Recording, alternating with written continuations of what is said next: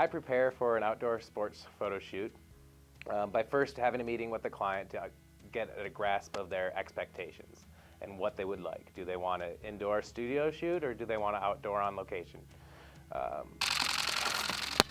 I first then figure out, do they want it to be natural light? Do they want it to be studio light? Do they want a digital tech on set? Do they want it to be a small team, a big team? What is our budget?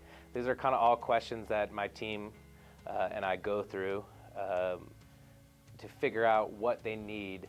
When doing a shoot, what I like to have for hair and makeup is very minimal. The ultimate goal is that the subject's going to be running around, jumping, sweating, moving.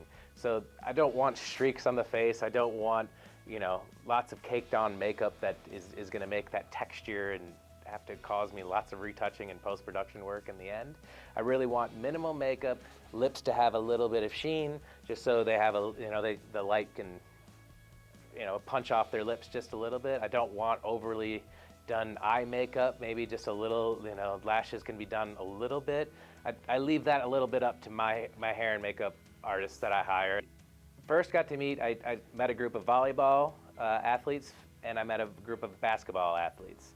And knowing a little bit about each sport, maybe I don't know all the terms of everything. Volleyball players used a word named peppering, which I learned during this, which is a warm-up technique. And getting an athlete to do what they've been doing since they were a little kid is the easiest thing. So you first start off with getting them to warm up and realizing and making some photos and seeing who has a good look, who's feeling comfortable in front of the camera. And when they normally do their sport, they go right into that zone or mode that they've been training for their whole life. And they don't even really think about me being there. I've always wanted to give back to younger photographers, and not maybe younger by age, but people that are less along in their careers, some of my knowledge. I feel like sometimes in my growing up in photography, I didn't necessarily have that person that would say, this is how you light better, or this is how you edit better in Photoshop, and those kind of things. And maybe the community wasn't the same as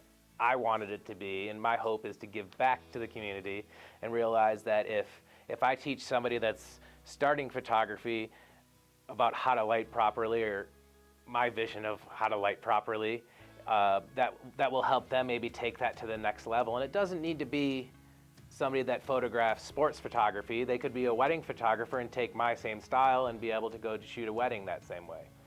My ultimate goal is to capture all these people and show that if you set a goal, you can go out and achieve that goal and that success. And that's my ultimate goal, is to not make overly stylized and necessarily unrealistic expectations of my subject. And I want them to be real, authentic moments in the wild.